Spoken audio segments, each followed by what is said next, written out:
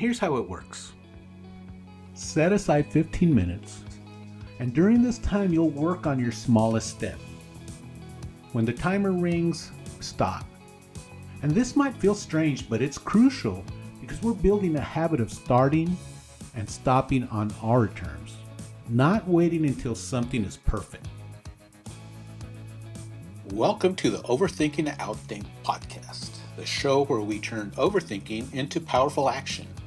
I'm Chaz, and if you've ever felt like your mind is racing in a million directions and you're looking to see it to your advantage, you're in the right place. This podcast is all about helping introverts like you to stop overthinking and start outthinking, embracing your natural strengths to lead with confidence, calm, and clarity.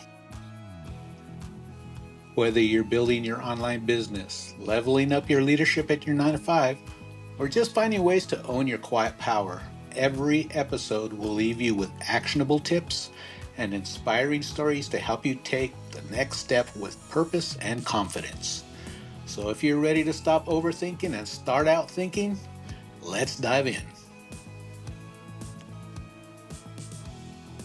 Welcome back to Overthinking and Outthink. This is the podcast that turns your inner dialogue into your greatest advantage. I'm Chaz, and today we're talking about something exciting. How to transform all that research and knowledge that you've been gathering for a long time and change it into real world results. If you're someone who loves to learn but sometimes struggles to take action, this episode is going to be epic and game-changing for you.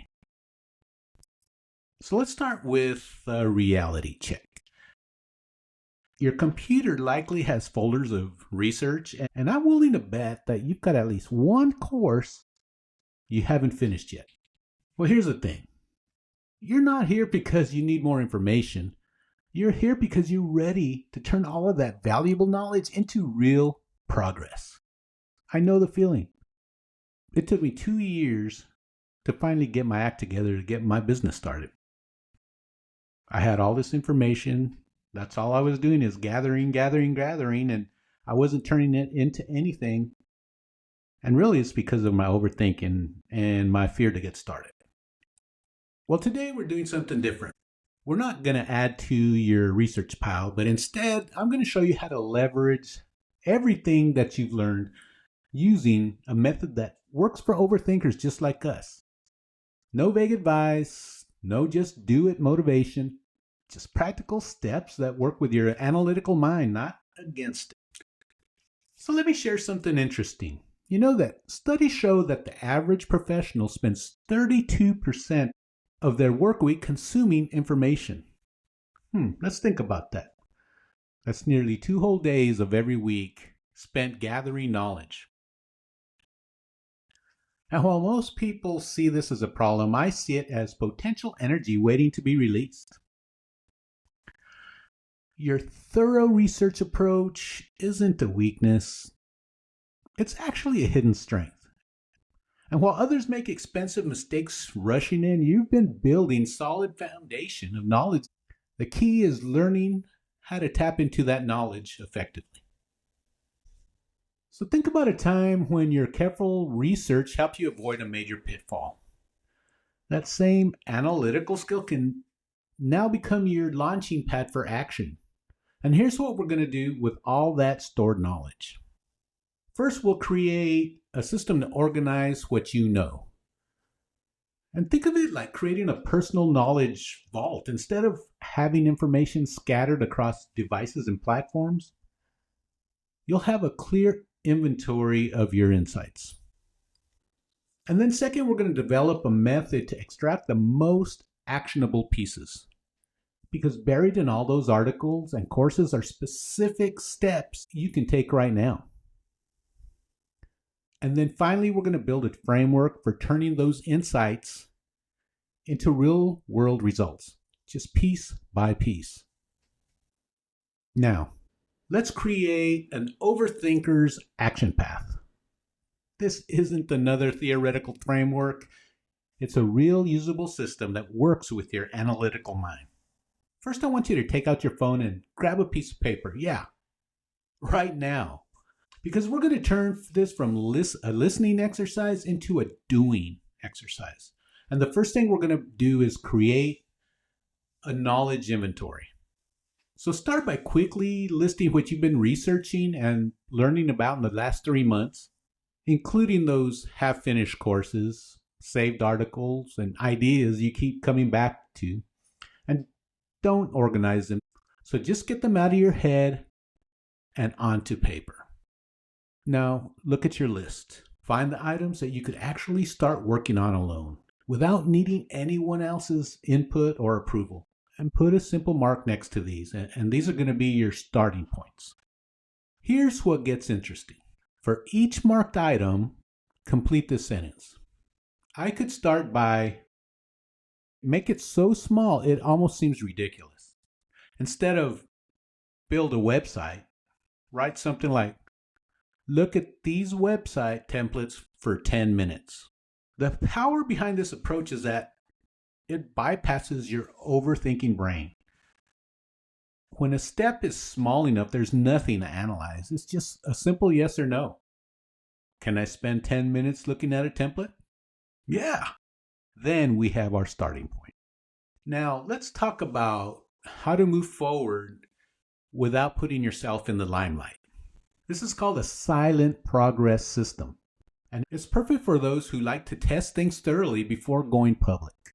Start with a draft mode. Everything stays private. No one sees it but you. Think of it like having a personal laboratory where you can experiment freely. And here's how it works.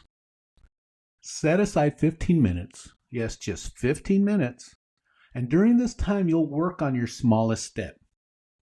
When the timer rings, stop, even if you're mid-task.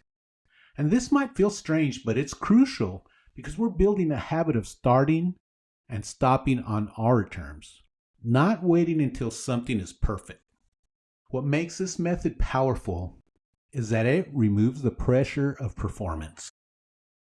You're not trying to impress anyone. You're not trying to create something perfect. You're simply taking one small step and then another. Now, let's make this method work in your daily life. And I'm going to share a simple 3-part system that fits naturally into your schedule. So start your day with what I would call a power block, just 15 minutes in the morning. Write down one small step that you'll take today. Not 3 steps, not 5, just 1. Make it specific and make it small. Now choose your action block, a 25-minute window during your day when you'll actually do that step. The key here is to pick a time when you're going to have full energy. For some of us, the first thing in the morning. For others, right after lunch. You know when. And then end your day with a 5-minute review block. Open your morning note and write down what you actually did. No judgment, no analysis, just record it. Then pick tomorrow's small step. The beauty of this step is that it works with your natural thinking style. And you're not trying to change who you are. Instead, you're creating a structured way to turn your thoughts into action. Here's something that you really need to do after this episode. First, do your knowledge inventory.